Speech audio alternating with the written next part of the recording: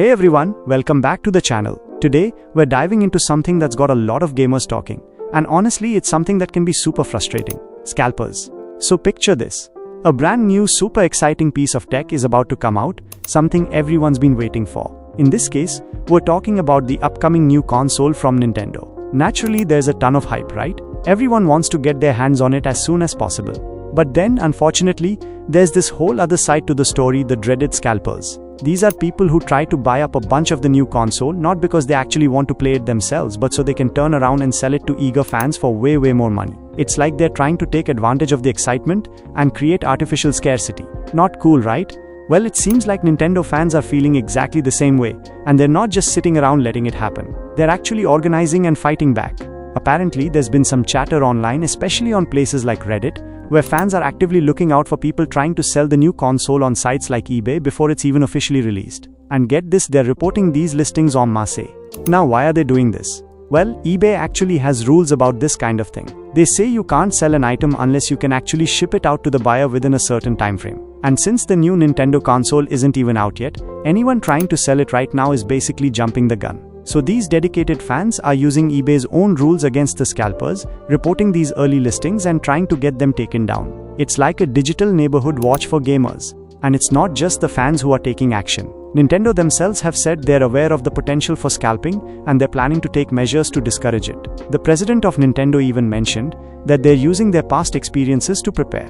One of the ways Nintendo is trying to combat this is by selling the console directly through their own store. But here's the interesting part. They're going to prioritize people who meet certain criteria.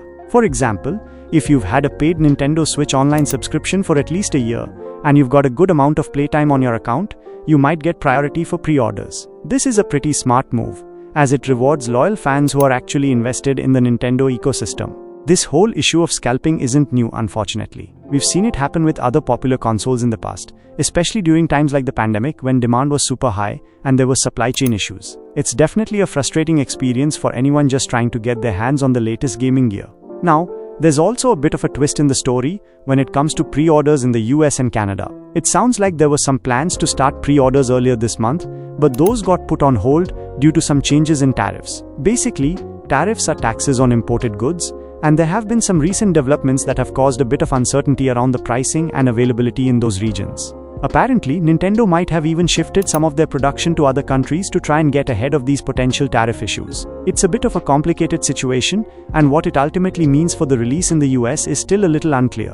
However, some experts are predicting that the price of the console itself probably won't change, and that Nintendo will likely just try to ship even more units to make sure there's enough to go around. So overall, it's really interesting to see the gaming community come together to try and tackle this issue of scalping. It shows how passionate people are about getting their hands on these new consoles and how frustrating it can be when others try to exploit that. Hopefully, with the efforts of both the fans and Nintendo themselves, more genuine players will be able to get the new console without having to pay inflated prices. What are your thoughts on all of this? Have you ever had to deal with scalpers before? Let me know in the comments below. And if you enjoyed this breakdown, don't forget to like, share and subscribe for more gaming news and discussions. Thanks for watching.